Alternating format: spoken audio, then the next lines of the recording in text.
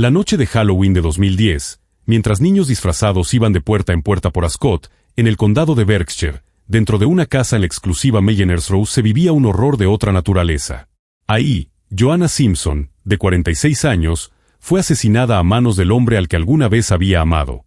Él la golpeó hasta matarla con un martillo de uña, mientras sus dos pequeños hijos jugaban tan solo 2 casas más allá.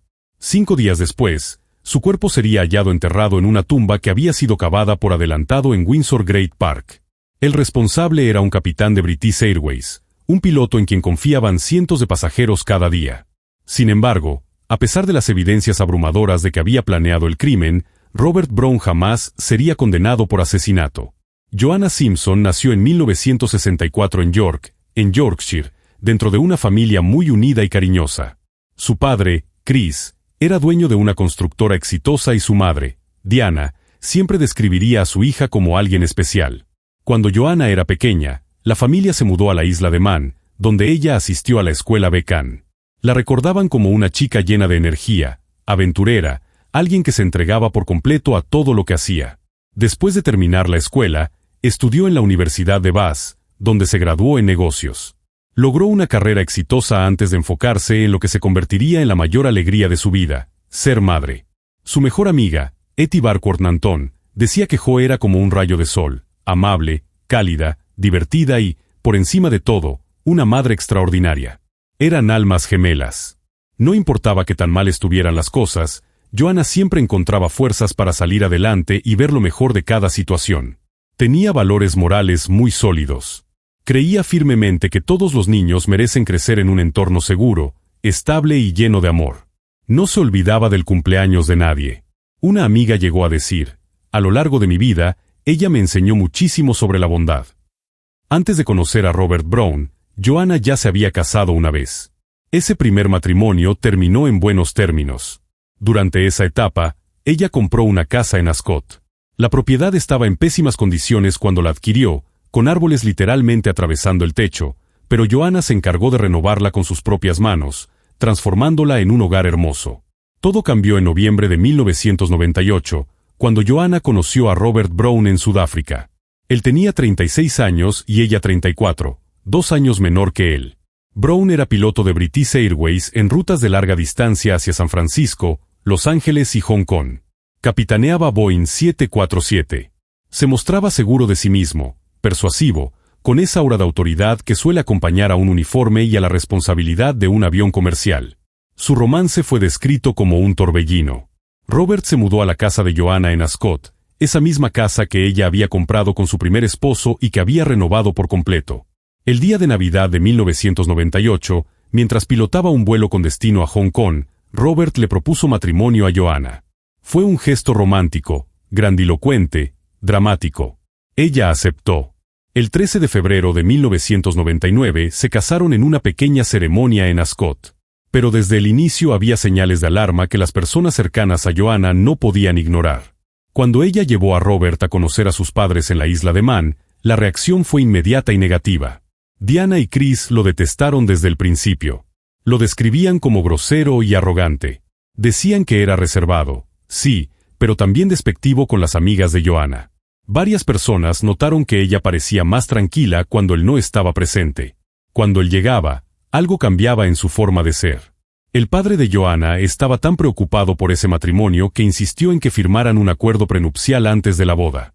Ese documento buscaba proteger los bienes de Joanna y su fondo fiduciario de cualquier intento de Robert por reclamarlos. Establecía que la casa, Tun Cottage, en Buckhurst Road, Ascot, era exclusivamente propiedad de Joanna. A Robert no le gustó nada tener que firmarlo. Le parecía injusto. Pero al final lo firmó. Luego llegó la luna de miel. Joanna y Robert volaron a Ciudad del Cabo para lo que se suponía sería el inicio romántico y feliz de su vida de casados. En lugar de eso, desde Sudáfrica, Joanna llamó a su madre. Le dijo que casarse con Robert Brown había sido un terrible error. Diana se alarmó, pero ¿qué podía hacer? El matrimonio apenas comenzaba. Para abril de 1999, solo 2 meses después de la boda, Joanna descubrió que estaba embarazada. Se sintió atrapada. Ya no había una salida fácil. En diciembre de 1999, 10 meses después de la boda, nació su hijo Alex. 17 meses más tarde, en mayo de 2001, llegó su hija Katie. La familia se estableció en su casa de Ascot, elegida específicamente por su cercanía con el aeropuerto de Heathrow, fundamental para el trabajo de Robert. Joanna adoraba a sus hijos. Todo lo que hacía, lo hacía pensando en ellos. Había renunciado a su carrera para convertirse, como ella misma decía, en una madre totalmente presente. Desde Toon Cottage, montó un negocio de bed and breakfast de 5 estrellas que le permitía tener ingresos, y al mismo tiempo, la flexibilidad de estar ahí para cada entrada y salida de la escuela, cada cuento antes de dormir, cada momento importante en la vida de Alex y Katie. El negocio prosperaba. Pero Robert había invertido 200,000 libras en ese proyecto, y esa inversión se convertiría después en un punto de conflicto profundamente amargo durante el divorcio. El matrimonio se estaba desmoronando. Después de regresar de sus vuelos de larga distancia, Robert casi no convivía con Joanna ni con los niños. Llegaba muy temprano a trabajar y se iba tarde, decidido a escalar en su carrera. Algunas de las amigas de Joanna decían que él era más bien un padre ausente, dejando en sus manos prácticamente toda la responsabilidad de la crianza. Se empezaba a dibujar un patrón: control coercitivo, aislamiento, intimidación. Joanna era una mujer reservada que no hablaba abiertamente de sus problemas matrimoniales, pero quienes la conocían bien percibían que algo no estaba bien. Diana temía desde el principio que su hija se sentiría sola viviendo en Ascot, mientras Robert pasaba tanto tiempo fuera de casa por el trabajo. Pero Joanna parecía empeñada en sacar lo mejor de la situación. Siempre lo hacía. Para enero de 2007, 8 años después de casarse, Joanna había llegado a su límite. Consultó a una abogada sobre su matrimonio después de que Robert la acusara de tener una aventura. La acusación no tenía fundamento alguno, pero marcó el inicio del fin. Lo que ocurrió después revelaría hasta qué punto Robert Brown podía ser peligroso. En febrero de 2007, durante un viaje de trabajo en Hong Kong, Robert llamó por teléfono a Joanna. Le dijo que estaba teniendo pensamientos muy oscuros, ideas de matarla a ella y a sus hijos con un hacha, e incluso de suicidarse estrellando un avión. Al final, Joanna colgó el teléfono hecha pedazos por dentro. Solo alcanzó a decir: «No entiendo por qué está haciendo esto». Pero con el tiempo comprendió que él decía esas cosas para meterle más presión, para obligarla a mantener todo unido, a no atreverse a dejarlo. Joanna estaba aterrorizada, pero aún así no lo denunció ante la policía. Después vino el incidente del cuchillo. Era julio o agosto de 2007, y sería la agresión más grave antes del asesinato. Joanna llegó a casa alrededor de las 10 de la noche con Alex y Katie. Robert llevó a los niños a la cama. Durante ese rato, Katie, de 6 años, le mencionó a su papá que ese día habían pasado tiempo con un hombre al que él ya sospechaba como supuesto amante de Joanna. Los celos y la rabia de Robert estallaron. En la cocina de Toon Cottage, se encaró con ella. Sin previo aviso, le pasó un brazo alrededor del cuello y le puso un cuchillo contra el pecho. Joanna mantuvo la calma, escogió muy bien sus palabras y logró convencerlo de bajar el arma. Entonces le dijo la verdad: ya no podía seguir con él. La respuesta de Robert fue fría y calculada. Le dijo que podía irse, pero que no se llevaría a los niños. Era una amenaza diseñada para mantenerla atrapada. Y añadió otra más: si le contaba a alguien lo que había pasado, sería lo peor para ella. Joanna entendió perfectamente lo que eso significaba. A pesar de esa agresión brutal, Joanna no lo denunció. El miedo era enorme. Tenía pánico de lo que Robert pudiera hacer si involucraba a las autoridades. Pero sí le dijo que tenía que salir de la casa. Robert se fue y se instaló en una propiedad en North Street, en Winfield, Berkshire. Aún así, seguía teniendo acceso a los niños, y la pesadilla estaba lejos de terminar. Así comenzó un divorcio amargo, lleno de resentimiento, que se prolongó durante 3 años y medio. El acuerdo prenupcial se convirtió en el centro de todo. Robert sentía que lo habían engañado, que lo habían cosido con ese documento. Creía que le estaban quitando dinero que le correspondía. Él había aportado 200,000 libras al negocio de bed and breakfast de Joanna, y ahora, debido al prenupcial, no iba a recibir el retorno que decía merecer.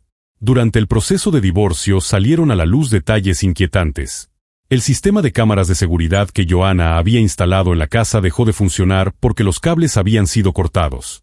Las luces de seguridad también dejaron de servir por la misma razón: los cables estaban cortados. Como parte de los trámites, Robert entregó una lista de movimientos de sus tarjetas de crédito, donde se veía que había comprado equipo de espionaje. Cuando los abogados de Joanna preguntaron para qué era, Robert admitió que había adquirido un dispositivo de rastreo para colocarlo en el coche de ella. La había estado vigilando, siguiendo cada uno de sus movimientos. Durante 3 años, el divorcio se alargó supuestamente por la casa familiar, la misma que Joanna había comprado hecha un desastre, con árboles atravesando el techo, y que había renovado 4 años antes de conocer a Brown. Había puesto el alma en esa casa. Era suya. Pero Robert quería su parte. Joanna se comprometió por escrito a mantenerse alejada de la casa durante 6 meses, plazo que luego se extendió por otros 6. Aún así, el control, la vigilancia y la intimidación continuaban de otras maneras. Etty Barkworth Nanton contaría después. Hablé con Joe 1 hora antes de que la mataran y estaba muy decaída. El estrés del divorcio, el miedo a Robert y la incertidumbre sobre el futuro estaban destrozándola. Pero Joanna seguía adelante. Siempre lo hacía. Era tenaz, resistente, y creía que pronto al fin sería libre. El 20 de octubre de 2010 ocurrió algo que terminaría sellando su destino. Solo 11 días antes de que la asesinaran, la Corte Suprema del Reino Unido emitió un fallo histórico en el caso Radmacher contra Granatino. Una heredera alemana, con una fortuna de aproximadamente 100 millones de libras, ganó su batalla legal contra su exesposo francés. Él había tratado de invalidar su acuerdo prenupcial, y en un inicio le habían concedido casi 6 millones de libras. Ella apeló. El 20 de octubre de 2010, la Corte Suprema falló 8-1 a su favor. El tribunal sostuvo que los acuerdos prenupciales debían tener un peso decisivo en los divorcios. Era la primera vez que, en la práctica, se les daba fuerza ejecutoria en la ley británica. Para Robert Brown, esa decisión fue devastadora. Toda su estrategia de divorcio estaba basada en tumbar el prenupcial que había firmado con Joanna. Llevaba 3 años y medio alegando que ese acuerdo era injusto, que lo privaba del dinero que él decía merecer. Y ahora, el máximo tribunal del país acababa de sentenciar que los prenupciales debían respetarse. Su caso se había venido abajo. La audiencia final del divorcio estaba fijada para el 8 de noviembre de 2010 en el Tribunal Superior, a solo una semana de distancia. Faltaba una semana para que Joanna fuera, legalmente, libre de Robert Brown, con sus bienes protegidos, su casa asegurada y sus hijos a salvo.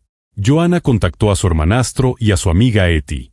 Estaba emocionada por el precedente que marcaba el fallo de Radmacher. Creía que ahora sí, esta era la señal. Por fin iba a ser libre. Podría criar a sus hijos sin miedo.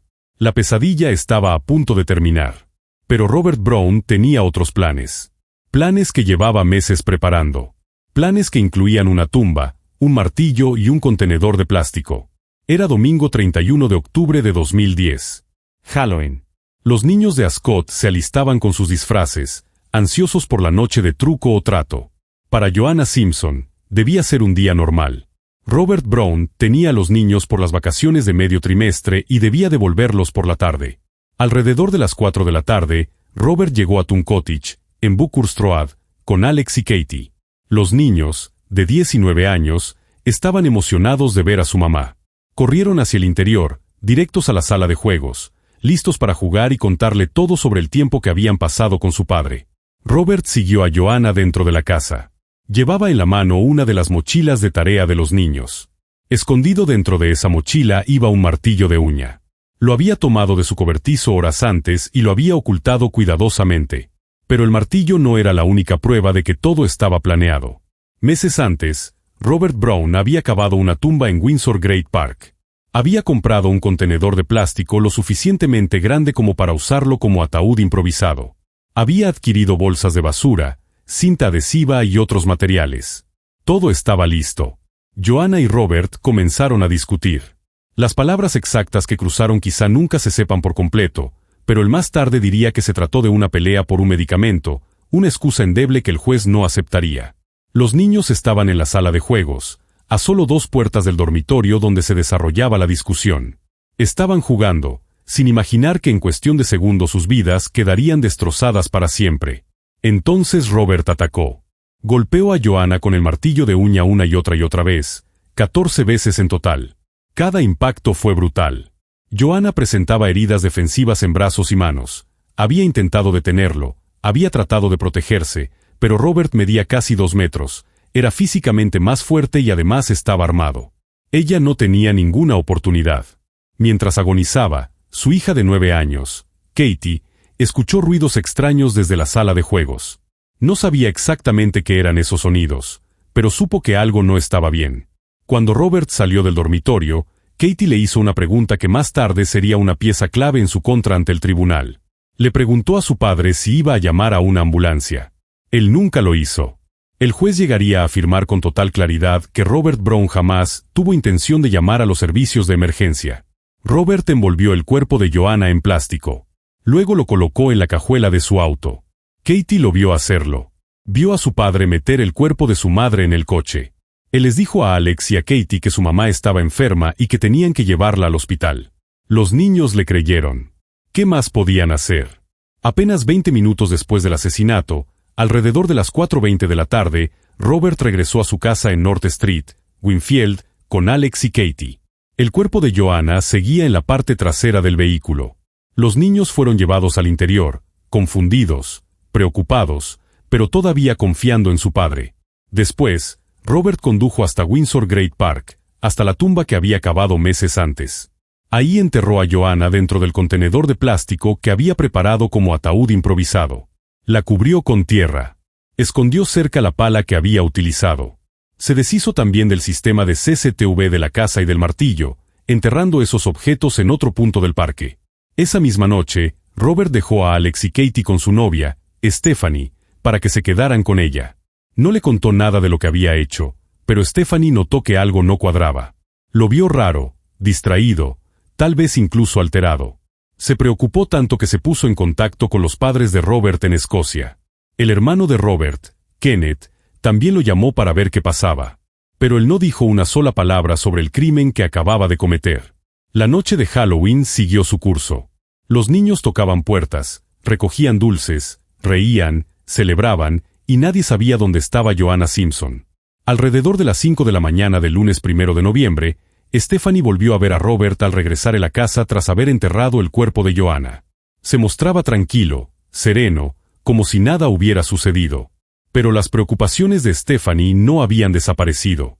Ella ya se había puesto en contacto con la familia de Robert, y ellos también estaban intranquilos. A las 7:54 de la mañana, Kenneth, el hermano de Robert, llamó a la policía. Dijo que estaba preocupado por Joanna. Algo no estaba bien. No lograba comunicarse con ella y el comportamiento de Robert le parecía extraño. A las 8:38 de la mañana, el propio Robert llamó a la policía. En un movimiento calculado para aparentar colaboración, reportó un incidente doméstico con Joanna. La operadora contestó: «Hola, policía de Thames Valley, dígame». Él respondió: «Sí, hola, quisiera pedir una cita para ir a hablar sobre un incidente, un asunto doméstico». «¿Se trata de su novia?», preguntó la operadora. «De mi exesposa», contestó. «¿Y ambos están bien? Ninguno está herido». Robert respondió: «Bueno, una persona sí». «Esa persona ha recibido atención médica, ¿lo sabe? ¿La necesita?». Él contestó: sí, no». Pidió una cita para hablar de un incidente doméstico grave. Se mostró calmado en la llamada, medido, sin revelar absolutamente nada. Pero la llamada encendió las alarmas sobre la seguridad de Joanna. De inmediato se enviaron agentes a Toon Cottage. A las 9 de la mañana, la policía llegó a la casa en Ascot. Golpearon la puerta. Nadie respondió. Llamaron a gritos. Silencio total. Forzaron la entrada. Lo que encontraron dentro fue escalofriante. Había manchas de sangre dentro y alrededor de la propiedad. Sangre en el dormitorio, en las paredes, en el techo, en la cocina. Más tarde, los peritos describirían la escena como una de las más brutales que habían visto en su carrera. Pero Joanna no estaba ahí. Su cuerpo había desaparecido. Su teléfono, su bolso y su coche seguían en la casa. Pero Joanna Simpson se había desvanecido. A las 10:11 de la mañana, Robert Brown se presentó voluntariamente en la comisaría de Maidenhead. En cuanto cruzó la puerta, fue arrestado bajo sospecha de asesinato. Los agentes pensaron que, al haberse entregado, al haber llamado él mismo, contaría lo que había ocurrido y diría dónde se encontraba Joanna. Creyeron que cooperaría, quizá incluso que mostraría algún tipo de arrepentimiento. Estaban equivocados. Robert Brown no estaba ahí para ayudar. Estaba ahí para controlar la historia todo el tiempo que pudiera. Lo llevaron a una sala de entrevistas. En los días siguientes fue interrogado alrededor de 9 veces. En cada una, Repetía la misma respuesta, sin comentarios.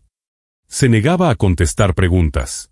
Se negaba a colaborar en la investigación por persona desaparecida.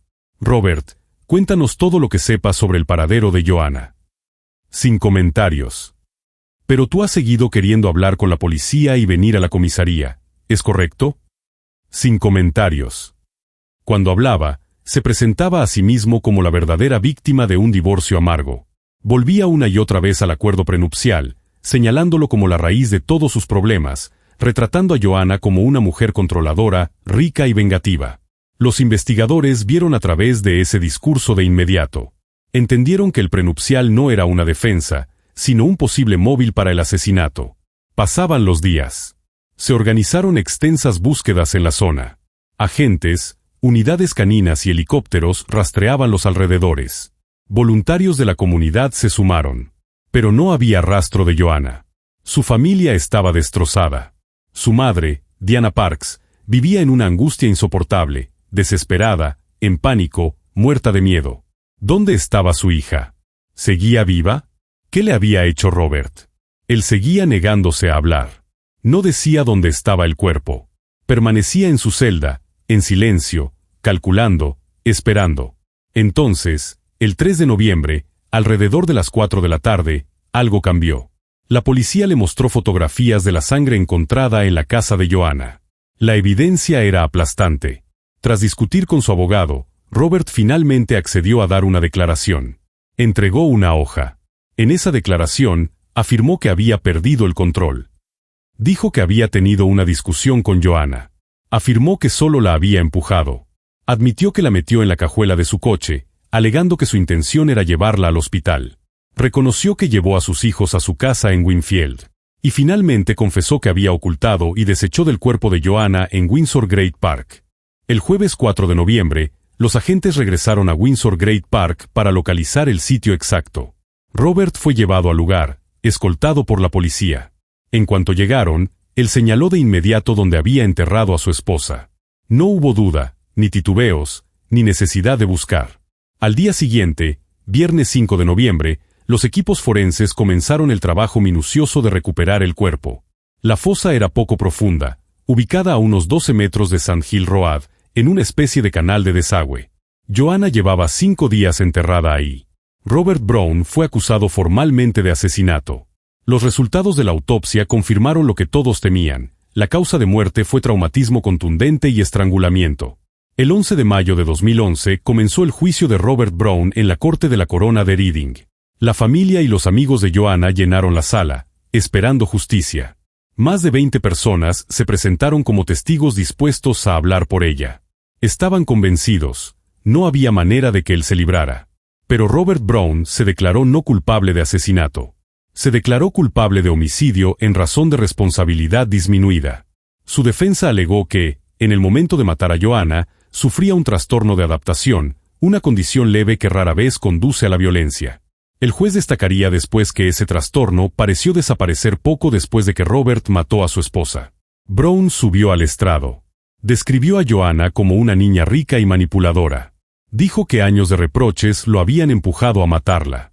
Admitió haber escondido el martillo en la mochila de tareas de su hija, pero no ofreció ninguna explicación creíble de por qué lo hizo. Cuando le preguntaron por el ataque, aseguró que no recordaba lo sucedido. La fiscalía presentó pruebas claras de premeditación, la tumba excavada meses antes, el martillo oculto en la mochila de los niños, el ataúd de plástico listo, 14 golpes dirigidos a matar, ninguna llamada a emergencias a pesar de que su hija se lo pidió, y múltiples acciones para encubrir el crimen. Hubo una prueba que jamás se mostró al jurado, la declaración de Katie ante la policía. Discutieron, contó. Papá metió a mamá al coche y dijo que la había lastimado. Dijo que la llevaba al hospital. Katie había oído el golpe. Había visto a su padre meter a su madre en el auto. Diana diría después que, si ese testimonio se hubiera enseñado en la sala, el veredicto habría sido otro. El 24 de mayo de 2011, tras casi 15 horas de deliberación, llegó el resultado: no culpable de asesinato, culpable de homicidio por responsabilidad disminuida. 26 años de prisión.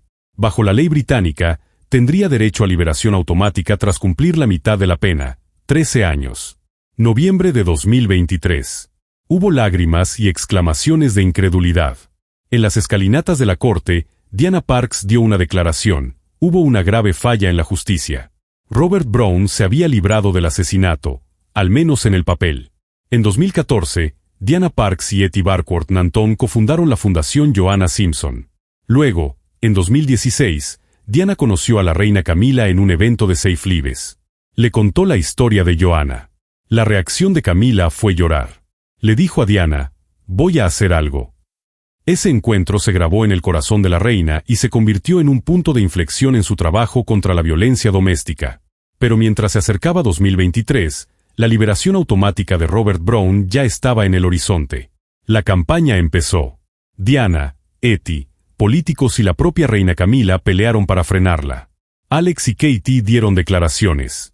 Las palabras de Katie, escritas cuando tenía 9 años, eran devastadoras. Mi papá mató a mi mamá y tengo miedo.